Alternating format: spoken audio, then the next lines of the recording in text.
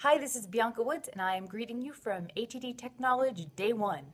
I used to always do written blog reports, kind of summarizing my day, and this year I thought, why not try some video? See how that works out. So, this is a complete experiment. We'll see how it goes.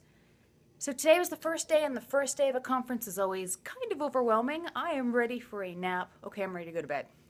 But first, let me tell you about some of the cool stuff that I heard about today. I'm thinking what I'm going to do is do sort of a highlight of each session. So the first session I saw was the opening keynote. This was Aaron Dignan. He was talking about the responsive organization. Basically, the whole talk was about how our world is really changing so rapidly now at a pace that it hadn't in the past, and how organizations need to change how they do business and how they react to things in order to meet that changing world. Two things that he talked about a lot that he thinks businesses need to start doing to adapt are two things I'm really keen on. He talked about bottom-up leadership, how we can't just have top-down leadership because it's not responsive enough. And companies need to do more of listening to the people who are actually in the thick of things and letting them take some initiative on their own, which I was like, all right, I'm totally on board with that. As well, and I think no one in the audience was really against this or surprised, he talked a lot about how we're moving from a world in which holding on to information and hoarding information was how people had power, and now we're moving to a world in which sharing your knowledge is more important. And what better way to open a conference on learning than that? I think pretty much everyone in the room was like, yep, we're totally on board with that too. But it's always nice to hear that from sources outside of learning and development. So that was pretty awesome. The next thing I went to, and I loved this, it was the very first inaugural ATD Fail Jam, in which people just came to the event and you were asked, if you felt like it, to tell a story about some time when you had failed in work or a project you had worked on had failed, and you talk about sort of how that played out, what went wrong, and what you learned from the experience, and maybe a little bit of what you might do differently.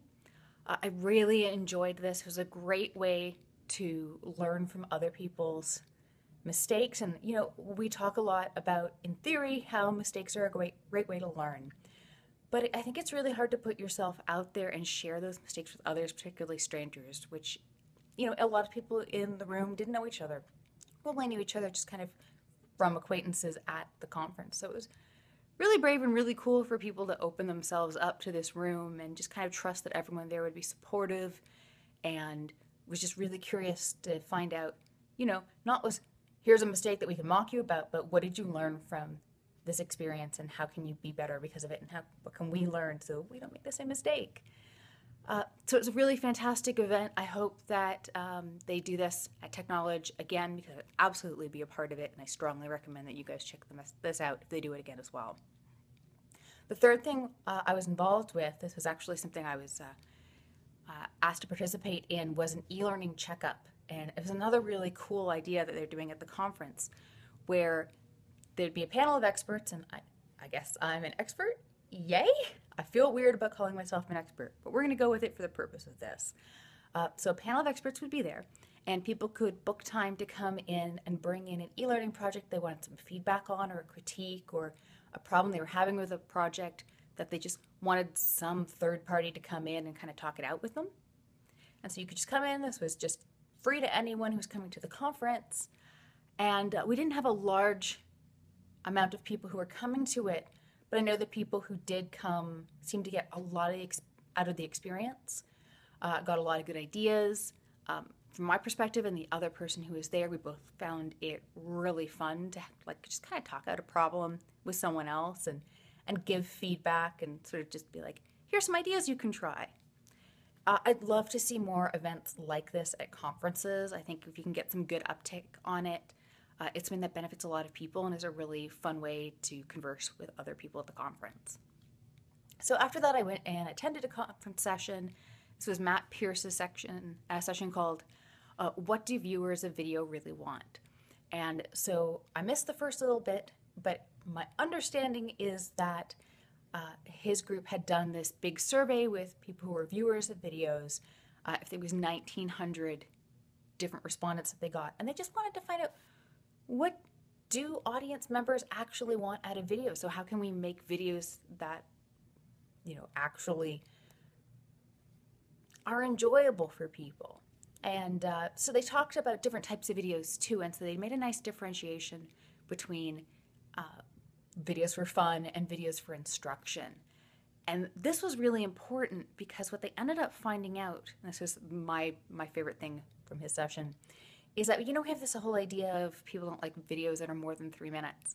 And when they actually went and asked for feedback about how long people like videos, they found that that 3-minute thing is truer for, entertaining videos.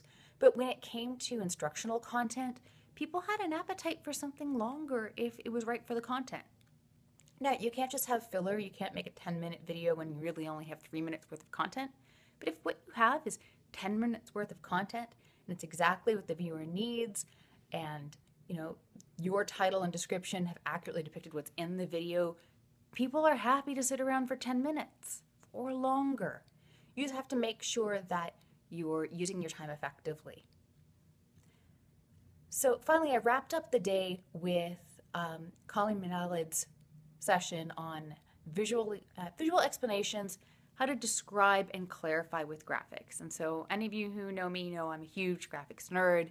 I really loved how Connie talks about this. I'm in complete agreement that it's a good idea to try and use visuals to simplify some of the things you're explaining, because sometimes using visuals can explain and simplify in a manner that's way quicker and way easier to remember than just text on its own can.